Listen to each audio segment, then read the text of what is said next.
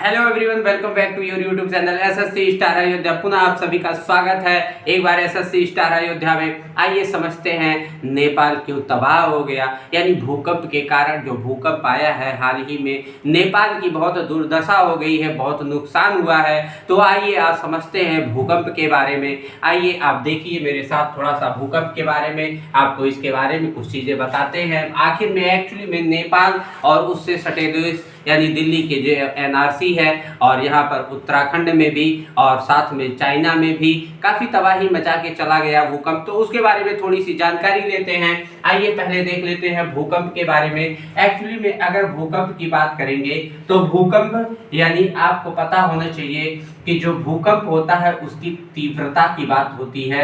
अगर इसकी बात तीव्रता की करते हैं कि किसमें मापी जाती है तीव्रता, तो ध्यान दीजिएगा रिएक्टर स्केल में मापी जाती है।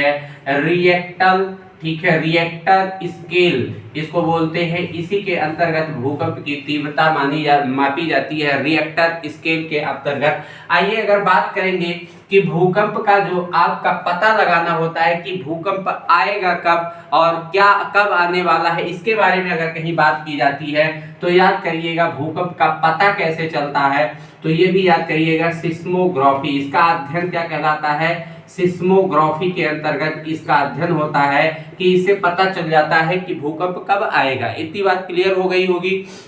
एक्चुअली में जो भूकंप होता है वो 3 प्रकार का होता है। आप देख रहे होंगे यहाँ पर PSL क्या होता है, PSL के रूप में होता है, यानी इसको बोलते हैं प्राइमरी और इसको बोलते हैं सेकेंडरी। यहाँ पर लिख दे रहे हैं, इसको बोलते हैं प्राइमरी बोलते हैं और इसको बोलते हैं सेकेंडरी। ठीक है, सेकेंडरी ये भी आपके दिमाग में हो गया। और इसको बोलते हैं लव तरंग। क्या बोलते हैं, लव वेव्स भी बोलते हैं, यानी लव तरंग के नाम से भी जाना जाता है, क्योंकि AH जो है लव ने इसकी खोज की थी, तो इसी की वजह से इसको लव तरंग के नाम से भी जाना जाता है। क्लियर है ना, क्लियर है। यहाँ पर AD के जो है ये क्लियर हो गया है, यहाँ तक कोई दिक्कत नहीं होगी। अब बात आती है आपको ये जानने की, एक्चुअली में जो प्राइमरी होते हैं, जो सेकेंडरी होते हैं और जो लोअर सेकेंड होते हैं, लोअर होते हैं, इनकी स्पीड से कुछ बातें जान लेते हैं ताकि आपको पता चल जाए कि कहाँ पर कितनी ज़्यादा मात्रा में किस भूकंप के कारण नुकसान हो सकती है। यानी जो नेपाल में भूकंप आया है वह प्राइमरी था या सेकेंडरी था या लोअर था, यानी आप अभी तुरंत जान जाएंगे। बस मेरे साथ 5 मिनट बने रहिए,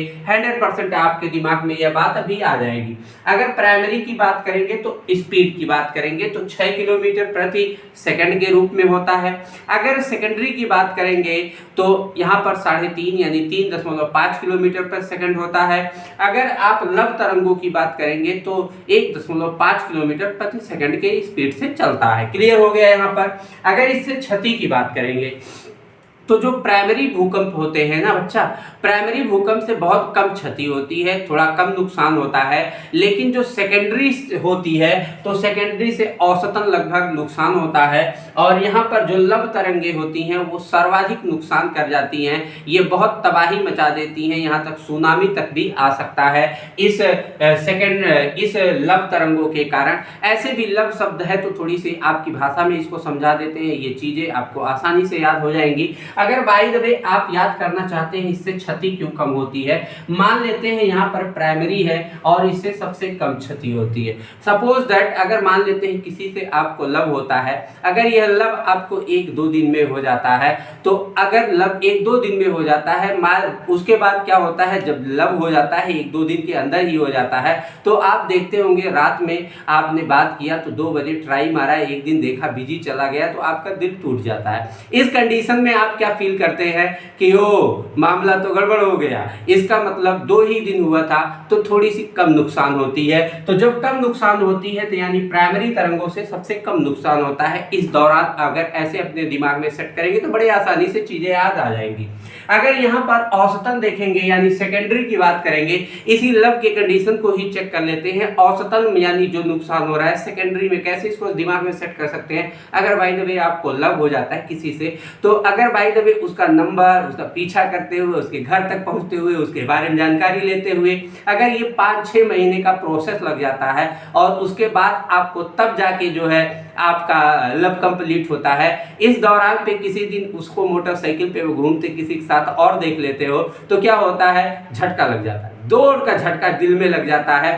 तो थोड़ी सी आपको तकलीफ होती है क्योंकि आपने 2-3 महीना ट्राई किया था, तो इस पे थोड़ी सी तकलीफ होती है, इसलिए यह औसतन झटका देता है। औसतन झटका मतलब थोड़ा ज्यादा नुकसान पहुंचा देता है प्राइमरी के अकॉर्डिंग। अब बात करते हैं सर्वाधिक तरंगों की। सर्वाधिक तरंगे यानी लव तरंगों के बारे में बात करते हैं। बच्चा अब यहाँ पे कंडीशन लव की आगे बढ़ चुकी है, आपने 2-3 महीना का जो ट्राई किया था उसके बाद बाई द वे यहाँ पर आपकी शादी तय हो जाती है, लगभग इंगेजमेंट के करार पर आ जाते होंगे। इस दौरान अगर आपको झटका लग जाए, पता चला एक दिन किसी के साथ पता चला उसको रेस्टोरेंट में खाते हुए देख लिए, तो आपका अगर दिल टूटता है तो यहाँ पर भारी भरकम नुकसान हो जाता है, यानी बहुत ज्यादा क्षति हो जाती है हृदय में। तो यानी लव तरंगों को ऐसे समझ सकते हैं कि यहाँ पर सर्वाधिक नुकसान हो जाती है। तो 100% है, आपको यहाँ पे ये बात समझ में आ गई होगी कि कौन सी तरंगों से कितना नुकसान होता है। बेहद आसानी से मैंने चेष्टा की है आपको समझाने की, आपकी अपनी भाषा में, यानी जो आपको यहाँ पर मिला है उसी के अकॉर्डिंग हमने समझा दिया है। यहाँ क्लियर हो गया। एक्चुअली में ये पॉइंट क्या होता है बच्चा, केंद्र होता है। पहले इसको समझ लेते हैं, इसको केंद्र बोलते हैं।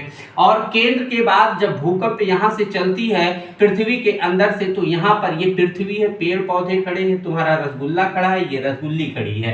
तो ध्यान दीजिएगा, यहाँ से जब यहाँ पर पृथ्वी पर टकराता है तो इसको क्या बोलते हैं, अधिकेंद्र बोलते हैं। क्या बोलते हैं, अधिकेंद्र बोलते हैं। ये भी दिमाग में अपने सेट रखिएगा। क्लियर है ना यहाँ पर। तो यहाँ पर इस बात को जहाँ से भूकंप चलता है वहां पर केंद्र होता है, और जहां पर अधिकेंद्र होता है यानी जहां पर पृथ्वी पर टकराती है। एक्चुअली में अगर मान लेते हैं यहाँ पर जो हाल ही में चर्चा में रहा, नेपाल में जो भूकंप आया था बच्चा, नेपाल का भूकंप, यानी कालू खेत का नाम आपने सुना होगा। कालू खेत, यानी कालू खेत में ही इसका क्या था, अधिकेंद्र था। क्या बोला गया, इसका केंद्र। केंद्र कहाँ था, कालू क्षेत्र। अगर यहाँ पर कोई भूकंप टकराता है जहां पर इसका अधिकेंद्र होता है, वहां पर ऐसे, यहाँ पर ऐसे, यहाँ पर ये ऐसे तरंगे फैल जाती हैं, यानी चारों तरफ से ये जो है फैल जाती हैं। तो इसके आसपास के जितने भी एरिया होते हैं उन पे ज्यादा थोड़ा प्रभाव होता है, क्योंकि आपने सुना है कि यहाँ पर अगर यहाँ पर ये टकराया था तो इसके बगल में थोड़ा सा, नेपाल के बगल में उत्तराखंड है, यानी एनआरसी दिल्ली का, उसके बाद चाइना का भी कुछ सीमा पड़ता है, तो वहां तक भी ये झटके महसूस किए गए थे। अब आपको एकदम क्लियर समझ में आ गया होगा कि यहाँ पर ऐसा क्यों होता है कि जहां पर केंद्र होता है वहां पर काफी तेज झटके महसूस होते हैं, उसके बाद आस पड़ोस के एरिया में थोड़े हल्के झटके महसूस हो जाते हैं। तो यहाँ पर ये ध्यान लीजिएगा, यानी तबाही सबसे ज्यादा अधिकेंद्र पर होती है जहां पर केंद्र होता है। क्लियर है ना। अगर इस तरंगों की प्राकृतिक की बात करें, यानी ये प्राकृतिक रूप से कैसी होती हैं, तो प्राकृतिक प्राइमरी जो होता है ये बच्चा अनुदैर्ध्य होता है। क्या होता है, अनुदैर्ध्य होता है। अनुदैर्ध्य का मतलब, कहने का मतलब होता है ये एक सीधी रेखा में चलती है, बहुत कम मूव करती है, बहुत कम मूव करती है, एकदम जान लीजिए सीधी रेखा में चलती है। जैसे मान लीजिए किसी पटरी पर ट्रेन दौड़ रही होती है तो बहुत थोड़ा जंपिंग होता है। क्लियर हो जाता है। अनुप्रस्थ यानी सेकेंडरी जो तरंगे होती हैं वो थोड़ी सी अनुप्रस्थ चलती हैं, ऐसे समझ लीजिए, थोड़ी सी उठती हुई चलती हैं। थोड़ा सा मैंने ज्यादा उठा दिया है, आप थोड़ा सा उठाइएगा, ये ज्यादा उठ गया है, थोड़ा सा उठाइएगा। तो आपका जो सेकेंडरी तरंगे होती हैं वो अनुप्रस्थ, अनुप्रस्थ का मतलब समझते हैं जरा ध्यान से। एक्चुअली में जो अनुप्रस्थ तरंगे होती हैं, जैसे आप कैसे चलते हैं, आप ऐसे पैर उठा उठा के चलते हैं, तो आप यानी जो चाल चलते हैं पैर उठा उठा के, उसको अनुप्रस्थ बोलते हैं। तो अनुप्रस्थ तरंगों के अंतर्गत ये आता है। क्लियर हो गया। और ये जो लव तरंगे होती है ये तो महाविनाशकारी होती है, ये एकदम ऐसे ऐसे गड्ढा बनाते हुए एकदम एक बार ऐसे, फिर ऐसे, फिर ऐसे, फिर ऐसे, फिर ऐसे चलती है, यानी ये काफी नुकसान पहुंचा देती हैं। जिस भी क्षेत्र जब भी ये तरंगे आती हैं, अधिकांशतः ये बहुत कम आती है, परंतु क्या होता है जब भी आ जाती है तो काफी तबाही मचा देती हैं। यहाँ पर ये बात याद रखिएगा। क्लियर हो गया ना, यहाँ पर क्लियर हो गया होगा। अब बात करते हैं अनुप्रस्थ, अनुदैर्ध्य, और आप ये बातें समझ चुके हैं। या अगर अन्य नाम की बात करें तो प्राइमरी को बोलते हैं प्राथमिक के रूप में। प्राइमरी जो है वेव्स को क्या बोल, प्राइमरी वेव्स को क्या बोलते हैं, प्राथमिक नाम से भी जानते हैं, और सेकेंडरी को गौड़ के नाम से भी जानते हैं, या द्वितीयक तरंगे भी कह सकते हैं। और इनको बोलते हैं बच्चा धरातलीय तरंगे। क्या होती है, धरातलीय तरंगे। हाँ, एक बात और याद रख सकते हैं, ये जो प्राइमरी से होती है ये ठोस, द्रव और गैस तीनों अवस्थाओं में चलती है, जबकि ये जो सेकेंडरी होती है ये केवल और केवल ठोस में चलती है, द्रव में ये नहीं चलती है। द्रव में ये नहीं चलती है, इसका पुष्टि मैं आपको जब भूकंप का चैप्टर जो आपको देंगे वो पूरा का पूरा कॉन्सेप्ट देंगे, वहां पर अच्छे से पूरी चीजों को समझा देंगे आपको। और ये जो लोअर होती हैं ये बच्चा धरातल पे चलती है, ये धरातल की सीमाओं पर चलती हैं और जहां भी चलती हैं महाविनाशकारी होती हैं। आप जहां भी चलेंगी वहां पर एकदम महाविनाश मचा देंगी, कुछ भी नहीं छोड़ने वाले हैं ये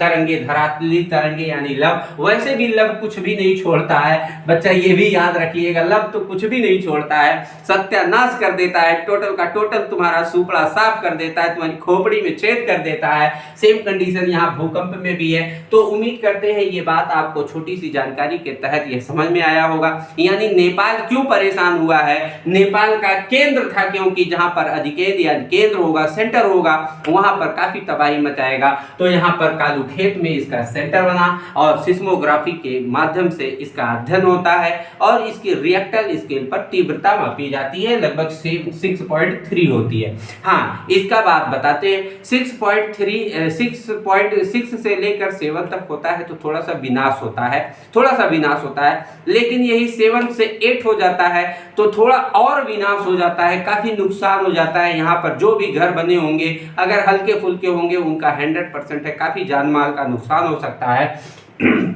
लेकिन अगर यही तीव्रता 8 से 9 रिएक्टर स्केल की हो गई तो 100% है। 9 रिएक्टर स्केल यानी 8 के पार जाने पर तो कुछ भी छोड़ने वाला नहीं है, पूरा का पूरा तबाही मचा देने वाला है। तो इसके बारे में बहुत सारी बातें बतानी है, अभी भी भूकंप के बारे में, कौन सी ऊर्जा होती है, इसकी आवृत्ति के बारे में बहुत सारी चीजें जानकारी देनी है। इसको हम आपको अपने क्लास में देंगे। आज के लिए बस इतना ही। आप वीडियो को बहुत अच्छे से देख लीजिएगा, पूरा बात समझ लीजिएगा और चैनल को अच्छा लगेगा तो बिल्कुल सब्सक्राइब करिएगा, शेयर करिएगा अधिक मात्रा में, और अच्छा लगे तो जरूर शेयर करिएगा अपने दोस्तों को, अपने मित्रों को। चलिए मिलते हैं नेक्स्ट रोचक जानकारी के साथ, तब तक के लिए थैंक यू।